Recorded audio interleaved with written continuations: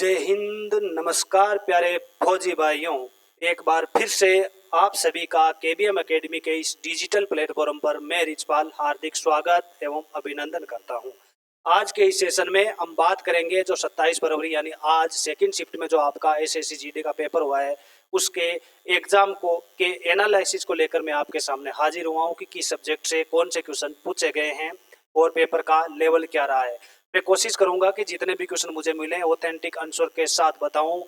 तो आपका भी अगर आने वाली शिफ्ट में पेपर है या फिर अगली शिफ्ट में पेपर है तो आपको करना क्या है, जो नीचे स्क्रीन पर नंबर चल रहे हैं उस पर मुझे कॉल या मैसेज करके बताना है कि इस टॉपिक से ये क्वेश्चन पूछा गया है। तो मैं कोशिश करूंगा उस क्वेश्चन को लूं और सभी को बताऊं ताकि आने वाले जो शिफ्ट में पेपर जिनका होगा उनका भला हो सके, क्योंकि इतनी बारी हो गई सारे के सारे एग्जाम में कई क्वेश्चन तो रिपीट हो रहे हैं और जिस टॉपिक से पहली बारी में क्वेश्चन पूछा गया था आज तक उसी टॉपिक से क्वेश्चन पूछे जा रहे हैं। इसलिए ये एनालिसिस करना जरूरी है। और आपकी मेहनत को देखते हुए एक बात कहना चाहूंगा कि लग गई आग मेरे घर में, लग गई आग मेरे घर में फिर बचा ही क्या है, लग गई आग मेरे घर में फिर बचा ही क्या है, बच भी जाता अगर मैं, बच भी जाता अगर मैं तो समझो जला ही क्या है, बच भी जाता अगर मैं तो समझो जला ही क्या है। अपनी मेहनत का मुकद्दर है किस्मत अपना, अपनी मेहनत का मुकद्दर है किस्मत अपना, वरना इन हाथों की लकीरों में रखा ही क्या है। इसी आशा और उम्मीद के साथ मैं शुरू करना चाहूंगा आज के सेकंड शिफ्ट के पेपर का एनालिसिस। सबसे पहले हम बात करेंगे जीके जीएस के कौन से टॉपिक से क्या क्या क्वेश्चन पूछे गए हैं, उनके सही सही जो क्वेश्चन मुझे मिले हैं आंसर उन सभी के आंसर के साथ। पहला क्वेश्चन आपके जीके जीएस से पूछा गया था कि ई श्रम पोर्टल कब लॉन्च हुआ था, ई श्रम पोर्टल कब लॉन्च हुआ था। आपका राइट आंसर होगा 6 अगस्त 2021 को। ई श्रम पोर्टल कब लॉन्च हुआ है? 6 अगस्त 2021 को। अगला क्वेश्चन बिल्कुल नॉर्मल क्वेश्चन पूछा गया था, सभी को पता है। क्रिकेट के एक ओवर में कितनी गेंदें फेंकी जाती है? क्रिकेट के एक ओवर में कितनी गेंदें फेंकी जाती है? 6 गेंद फेंकी जाती है एक ओवर में। अगला टेबल टेनिस से संबंधित क्वेश्चन आया था। टेबल टेनिस में कुल कितने अंक होते हैं? टेबल टेनिस में कुल कितने अंक होते हैं? 21 अंक होते हैं। कितने अंक होते हैं? 21 अंक होते हैं। अगला 2011 की जनगणना से क्वेश्चन पूछा गया था कि 2011 की जनगणना के अनुसार बिहार राज्य की साक्षरता दर कितनी है? बिहार की साक्षरता दर कितनी है? 61.80%। बिहार की साक्षरता दर है 61.80%। अगला क्वेश्चन पूछा गया था संविधान सभा की प्रथम बैठक कब हुई थी? संविधान सभा की प्रथम बैठक जो है 9 दिसंबर 1946 को हुई थी। संविधान सभा की पहली बैठक जो है 9 दिसंबर 1946 को हुई थी। अगला क्वेश्चन पूछा गया था राज्यपाल किस अनुच्छेद के तहत राज्यपाल को शपथ दिलाई जाती है? वो आर्टिकल था 159, आर्टिकल 159 के तहत राज्यपाल को शपथ दिलाई जाती थी। अगला क्वेश्चन पूछा गया था ऑस्कर अवार्ड से संबंधित। ऑस्कर अवार्ड, प्रथम ऑस्कर अवार्ड किसे दिया गया था? प्रथम ऑस्कर अवार्ड किसे दिया गया था? बानो अथैया को। प्रथम ऑस्कर अवार्ड किसे दिया गया? बानो अथैया का। अगला क्रिकेट से संबंधित एक क्वेश्चन ये क्रिकेट का। अगला मिताली राज किस खेल से संबंधित है? आपको पता है कि मिताली राज क्रिकेट से संबंधित है और ये हमारी क्रिकेट में महिला टीम की कप्तान भी रह चुकी है। अगला क्वेश्चन संबंधित था क्रिकेट से, जसप्रीत बुमराह किस खेल से संबंधित है? जसप्रीत बुमराह किससे संबंधित है? क्रिकेट से। जो क्रिकेट देखता है थोड़ी बहुत भी अगर इंटरेस्ट है क्रिकेट में उसके ये दोनों क्वेश्चन तो 3 क्रिकेट के क्वेश्चन है, तीनों के तीनों क्वेश्चन मैं समझता हूँ कि गलत नहीं हुए होंगे। अगला क्वेश्चन गरीबी रेखा से संबंधित कोई क्वेश्चन था, स्पष्ट क्वेश्चन नहीं है इसलिए मैं इस क्वेश्चन को छोड़ रहा हूँ। क्वेश्चन था गरीबी से संबंधित कुछ क्वेश्चन। अगला था डांडिया लोक नृत्य किस राज्य से संबंधित है? डांडिया लोक नृत्य किस राज्य से संबंधित है? गुजरात। राइट आंसर होगा गुजरात। अगला क्वेश्चन पूछा गया था रोलेक्ट एक्ट के समय वायसराय कौन थे? रोलेक्ट एक्ट के समय वायसराय कौन हुआ करते थे? James Ford. वायसराय का नाम क्या है? James Ford. अगला क्वेश्चन पूछा गया था, कोई क्वेश्चन था पूरा पाषाण काल, उसमें लिखा हुआ था, स्टूडेंट को इतना ही पता था सिर्फ, क्वेश्चन था पूरा पाषाण काल से संबंधित। अगला क्वेश्चन है रण उत्सव किस राज्य से संबंधित है? ये भी गुजरात से संबंधित है। रण उत्सव किस राज्य से संबंधित है? गुजरात। रण उत्सव कहाँ मनाया जाता है? गुजरात में।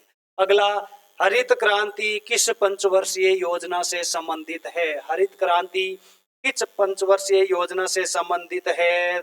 तीसरी पंचवर्षीय योजना से।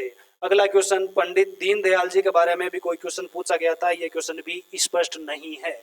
अगला क्वेश्चन और स्टैंडर्ड क्वेश्चन पूछा गया था, पहली बार आया स्टैंडर्ड क्वेश्चन, पद्मावत मूवी का संगीत किसने लिखा? पद्मावत जो मूवी ट्रेंडिंग में रही थी, चर्चा में का विषय था, उसका संगीत जो है वो किसने लिखा था? अगला साइंस का सिर्फ एक ही क्वेश्चन मिला है, सदिश निम्न में से कौन सी सदिश राशि नहीं है? कौन सी सदिश राशि नहीं है? तो जीके के क्वेश्चन में सबसे इंपॉर्टेंट ये क्वेश्चन है, बार बार 2000 ये मतलब है उत्सव से संबंधित आ रहे हैं, खेलों से संबंधित बार बार क्वेश्चन पूछा जा रहा है, हर एक बारे में पूछा जाता है, कौन सा उत्सव किस राज्य से संबंधित है, कौन सा खिलाड़ी किस खेल से संबंधित है, इस प्रकार के क्वेश्चन। और एक 2011 की जनगणना आपको याद करनी है। अगला है और पंचवर्षीय योजना, ये क्वेश्चन हर एक शिफ्ट में पूछे ही जा रहे हैं। अगले हम बात करते हैं हिंदी की। हिंदी में कौन कौन से क्वेश्चन पूछे जा रहे हैं? हिंदी में आएगा एक गद्यांश, हर एक शिफ्ट में आ रहा है। गद्यांश में टोटल 5 क्वेश्चन थे। सेकंड शिफ्ट में जो गद्यांश आया था वो भ्रष्टाचार से संबंधित गद्यांश था, उसमें रैंडमली क्वेश्चन पूछे जा सकते, अपठित गद्यांश होता है, उसमें किसी को पता नहीं होता है कि किस प्रकार गद्यांश पूछा जाएगा। 5 क्वेश्चन पूछे गए थे और स्टूडेंट का कहना है कि ये जो गद्यांश था बिल्कुल नॉर्मल था, 5 में से 5 सही होने के पूरे चांस है। अगला मुहावरे से संबंधित 2 क्वेश्चन पूछे गए, प्रत्येक शिफ्ट में 2 मुहावरे, 2 विलोम शब्द, तत्सम शब्द, इस प्रकार के 2 क्वेश्चन। इसमें कौन सा मुहावरा पूछा गया था? उड़ती चिड़िया के पैर गिनना। उड़ती चिड़िया के पैर गिनना, जो अनुभवी लोग होते हैं वही गिन सकते हैं, हम तो गिन नहीं सकते। अगला मुहावरा था सीधे मुंह बात नहीं करना, बात को टेढ़ी मेढ़ी घुमा घुमा के करना। इस प्रकार के ये 2 मुहावरे पूछे गए थे। अगला पूछा गया था विलोम शब्द 2 थे, एक का पता नहीं है। एक विलोम शब्द ये था कि औपचारिक का विलोम शब्द क्या होगा? औपचारिक का विलोम शब्द होगा अनौपचारिक, अनुपशब्द लगा के औपचारिक का विलोम शब्द। तत्सम तद्भव से इस शिफ्ट हर शिफ्ट में 2 क्वेश्चन पूछे जा रहे हैं, लेकिन इसमें एक ही क्वेश्चन पूछा गया था, वो तत्सम शब्द था। आखर का तत्सम शब्द क्या होगा? अक्सर। आखर का तत्सम शब्द क्या होगा? अक्सर। ये पूछा गया था। अगला वन वर्ड पूछा गया था, जिसका कोई शत्रु न हो उसे क्या कहा जाता है? अजात शत्रु। जिसका कोई शत्रु न हो उसे कहा जाता है अजात शत्रु। अगला क्वेश्चन पूछा गया था, वाक्य शुद्धि से संबंधित 2 क्वेश्चन पूछे जा रहे हैं हर एक शिफ्ट में। वाक्य शुद्धि के 2 क्वेश्चन और शब्द शुद्धि के भी 2 क्वेश्चन। शब्द शुद्धि के इसमें भी 2 क्वेश्चन आए थे। पहला जो इस शिफ्ट में पहला शब्द शुद्धि पूछा गया था, को वाक्य देके उसमें बीच में अंडरलाइन करके इस शब्द का शुद्ध रूप क्या होगा, ऐसा क्वेश्चन पूछा गया था। और डायरेक्ट दूसरा जो आया था वो शब्द क्या था ये पता नहीं है, लेकिन सीधा शब्द पूछा गया था, निम्नलिखित में से शब्द शुद्ध शब्द है। अगला क्वेश्चन पर्यायवाची, इस शिफ्ट में एक ही पर्यायवाची शब्द पूछा गया था, वो था ओजस। ओजस का पर्यायवाची कौन सा है या फिर कौन सा नहीं है? ओजस का आप जानते हैं पर्यायवाची होता है चमक, ज्योति और प्रतिभा, इस प्रकार के ओजस के पर्यायवाची होते हैं। ये पूछे गए थे आपके हिंदी में क्वेश्चन। आगे हम बात कर रहे हैं रीजनिंग और मैथ की। रीजनिंग में वर्बल और नॉन वर्बल वो 16:4 या 17:3 का रेशियो अभी तक सारी की सारी शिफ्ट में रह रहा है। छुपी हुई आकृति पता करना, इसमें क्वेश्चन आया था, एक कौन सी आकृति छुपी हुई है।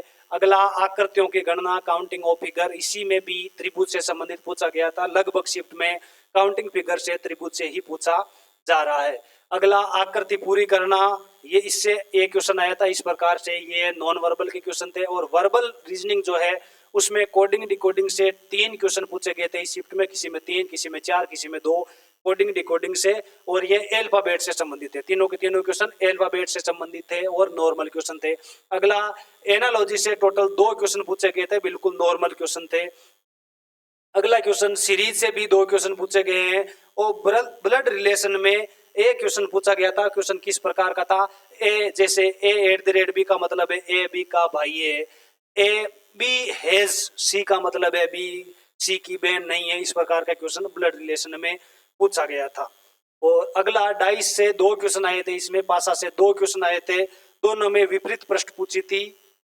दोनों क्वेश्चन में विपरीत प्रश्न या फिर विपरीत अंक पूछा गया था। डिक्शनरी से आया अंग्रेजी डिक्शनरी से क्वेश्चन आया था, इंग्लिश डिक्शनरी से एक क्वेश्चन आया था, वो अल्फाबेटिकल ऑर्डर के आधार पर उनको अरेंज करना था, वो क्वेश्चन आया था। रिपीटेड सीरीज से भी हर एक शिफ्ट में एक क्वेश्चन पूछा जा रहा है। और मैथमेटिकल ऑपरेशन से इसमें 2 क्वेश्चन पूछा है। गए थे। पहला तो संख्या को बदल दी, जैसे किसी संख्या को कुछ संख्या बदल के, और अगला रिक्त स्थान में कोई बीच में कौन सी संख्या होगी, इस प्रकार के क्वेश्चन पूछे गए थे। अगला सिलोगिज्म से एक क्वेश्चन पूछा गया था इस शिफ्ट में, और अधिकतर शिफ्ट में ये इसमें नहीं पूछा जाता है, लेकिन इसमें एक क्वेश्चन पूछा गया था।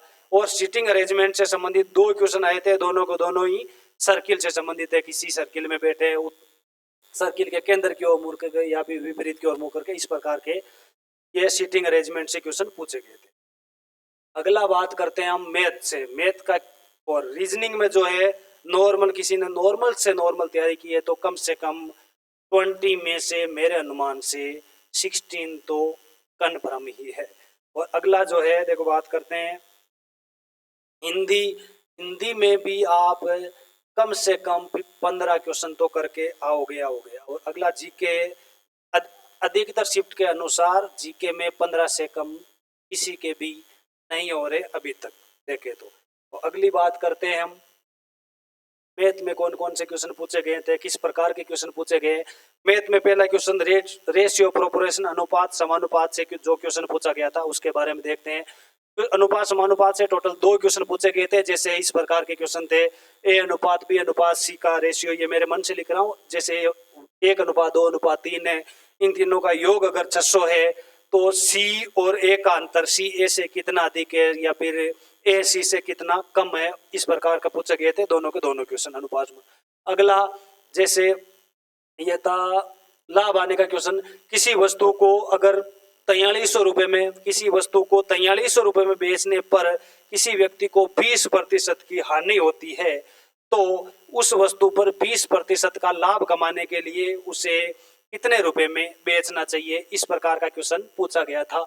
अगला क्वेश्चन था यदि किसी व्यक्ति की आय में 24% की कमी हो जाती है तो उसे कितने प्रतिशत खर्चे में कमी करनी चाहिए ताकि उसकी जो बचत है वो समान रहे, इस प्रकार का क्वेश्चन पूछा गया था। अगला नॉर्मल क्वेश्चन। अगला समय कार्य मजदूरी से 2 क्वेश्चन पूछे गए थे। किस किस प्रकार के क्वेश्चन थे। पहला जैसे एम तथा एन की कार्य क्षमता का अनुपात यदि 2:1 है, दोनों मिलकर किसी काम को 10 दिन में पूरा करते हैं तो एन अकेला, एन या एम अकेला उस कार्य को कितने दिन में पूरा कर सकते हैं, इस प्रकार का क्वेश्चन था।